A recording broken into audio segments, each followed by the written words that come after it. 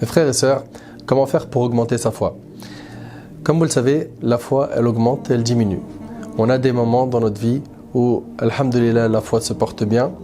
Et il y a des moments où il y a des crises de foi, des moments où on a des cassures qui font que la foi baisse et on se sent très mal. Dans cette vidéo, voyons ensemble comment faire pour augmenter notre foi.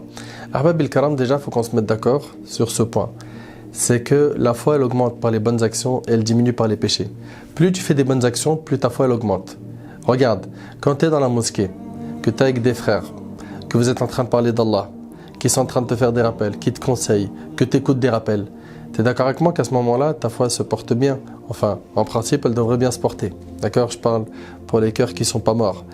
Donc, si tu veux, mon frère ainsi que toi, ma soeur, te sentir mieux, il va falloir que tu te concentres sur l'augmentation de ta foi. On va parler bien évidemment de pas mal de points.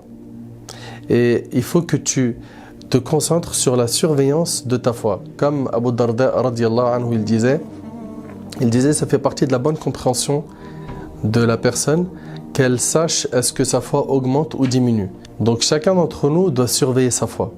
Doit voir, j'en suis où au niveau de ma foi? Est-ce que j'ai des baisses de foi ou des augmentations? Si tu as des augmentations, alhamdulillah, demande à Allah subhanahu wa ta'ala qu'il raffermisse ta foi, qu'il t'augmente en iman, qu'il améliore ta situation. Ça, c'est très bien. Si ta foi a baissé, écoute attentivement ce que je vais essayer, Inch'Allah, de te proposer, tout en sachant que ce que je vais te proposer, c'est tiré par les enseignements de nos savants. Alors, avant de te dire comment augmenter ta foi, sache qu'il y a des choses qui tuent la foi. Parmi ces choses-là, il y a les péchés. Plus tu fais des péchés, plus tu es en train de tuer ta foi. Également, l'amour excessif de la vie d'ici-bas. Quelqu'un qui du matin au soir vit dans la distraction, dans le suivi des passions, dans le shopping, dans le loisir, dans la perte de temps, dans le fait de regarder H24 des films, H24 il est sur YouTube, du matin au soir il est sur tous les réseaux sociaux qui existent, il est sur Snap, il est sur Insta, il est sur Facebook, il fait que ça. Il fait que ça du matin au soir, mais quand est-ce que tu trouves le temps pour ta foi si du matin au soir tu es dans ça? Après tu vas me dire ouais mais je m'en sers que pour faire la da'wah etc. Attention, même si c'est pour faire la da'wah, tu ne peux pas rester H24 dessus. Pourquoi? Parce que toi tu as besoin de te recharger. Pour pouvoir donner à autrui, il faut que toi tu te recharges. Et donc quelqu'un qui reste du matin au soir sur les réseaux sociaux, c'est un problème. C'est un problème parce qu'il n'a plus le temps de s'occuper de sa propre personne. Et vous savez, le prophète alayhi salatu wassalam, il a dit la foi s'use comme s'use le vêtement. Regardez ce qu'il a dit alayhi salatu wassalam. La foi s'use comme s'use le vêtement. Renouvelez votre foi. Donc tu as besoin, mon frère ainsi que toi, ma soeur, de renouveler ta foi, d'entretenir ta foi. Omar ibn Khattab radiyallahu anhu, il disait aux compagnons, venez, on augmente notre foi. Venons, on bloque un temps et on augmente notre foi. Ça, c'est Omar ibn Khattab radiyallahu anhu qui, tellement il pleurait par crainte d'Allah, il avait 2 traits noirs qui étaient tracés sur son visage. Essayez d'imaginer que lui, il faisait attention à sa foi. Qu'Abu Darda radiyallahu anhu et d'autres parmi les compagnons, ils surveillaient leur foi. Nous, aujourd'hui, on surveille principalement la vie d'ici-bas, l'argent.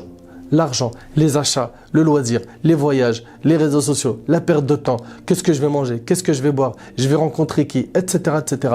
Ça, se concentrer sur ça, c'est le meilleur moyen pour tuer ta foi. La dunya, l'excès dans la dunya, l'excès dans al-mubahat, les choses qui sont autorisées. Et d'ailleurs, ça fait partie des ruses du diable. Quand il n'arrive pas à te faire tomber dans la mécréance, qu'est-ce qu'il fait? Il essaye de te faire tomber dans l'innovation, te faire dévier du chemin du prophète. S'il n'arrive pas, il t'attaque sur les grands péchés. S'il n'arrive pas, sur les petits péchés. S'il n'arrive pas, il t'ouvre la porte des mubahat, la porte de tout ce qui est autorisé. Et donc, tu vas te retrouver dans des centres commerciaux à faire des achats. Et pour toi, il n'y a rien de mal. Je suis en train de faire des achats. Je suis en train de faire des achats. Je remplis mon frigo. J'habille mes enfants. Je fais plaisir à madame, etc. Il va t'ouvrir ces portes où il va te noyer dedans. Te noyer dedans au point où tu ne penseras qu'à acheter. Tu as tes applications sur téléphone, un clic et la livraison elle arrive à domicile. Et donc, il va dire, mais attends, qu'est-ce que tu n'as pas encore? Et donc, tu vas te retrouver rapidement à être, malheureusement, un esclave de la vie d'ici-bas. Et si tu te retrouves dans ce cas, il va falloir que rapidement, tu te ressaisisses et tu te réveilles. Donc, premièrement, mon frère ainsi que toi, ma soeur, si tu veux remonter la pente, parle avec Allah tabaraka wa ta'ala en l'invoquant. Le prophète alayhi salatu wassalam a dit, Allah tabaraka wa ta'ala est plus proche de nous quel est le coût de notre monture, le coût de notre animal. Et c'est rapporté par l'imam al-Bukhari. Allah tabaraka wa ta'ala nous dit وَنَحْنُ أَقْرَبُ إِلَيْهِ مِنْ حَبْلِ الْوَرِيدِ. Et nous sommes plus proches de lui que sa veine jugulaire. Donc Allah tabaraka wa ta'ala, il est très proche. Parle avec Allah tabaraka wa ta'ala, ouvre ton cœur à Allah subhanahu wa ta'ala et plains-toi à lui. Dis-lui à Allah, je suis faible. Commence déjà par reconnaître ta faiblesse. Commence par reconnaître tes manquements. Bien évidemment, ça va demander un cheminement. Donc ce cheminement spirituel, il va prendre du temps. Ça va demander des efforts. Mais quand tu fais des efforts pour Allah subhanahu wa ta'ala, Allah il t'ouvre toutes les portes qui mènent à lui. Toutes les portes qui mènent à la satisfaction divine. Toutes les portes qui vont amener le bonheur dans cette vie d'ici-bas ainsi que dans l'au-delà. Donc c'est pour cela, mes frères ainsi que vous, mes sœurs, premièrement, adressez-vous à Allah, invoquez-le. Allah tabaraka wa ta'ala dit: ô mes serviteurs, vous êtes tous dans l'égarement excepté ceux que j'ai guidés, demandez-moi la guidée, je vous l'accorderai. C'est le hadith d'Abi Dharr qui est rapporté par Muslim. Donc la guidée, ça se demande, elle ne tombe pas du ciel. Quand on entend des gens aujourd'hui dire Rabbi Yehdi, Inch'Allah un jour Allah il va me guider, t'inquiète, je prierai quand Allah me guidera. Attention, c'est une grande erreur de votre part de penser qu'elle va tomber du ciel sans faire d'effort. Si tu penses là, je te demande une chose qui est très simple. Pourquoi est-ce que tu ne te comportes pas de la même manière quand tu veux te marier, quand tu as besoin de gagner de l'argent, quand tu es malade et que tu cherches des moyens pour guérir? Est-ce que tu restes à la maison et tu dis Inch'Allah l'emploi il va taper à la porte, la guérison va venir sans que j'aille consulter un médecin, sans que je prenne des médicaments, je fais aucune cause et tout va aller pour le mieux? Non, pour la vie d'ici-bas tu fais les causes. Et concernant l'au-delà, al-akhira, et ici on parle du paradis pour l'éternité, tu ne retrousses pas tes manches.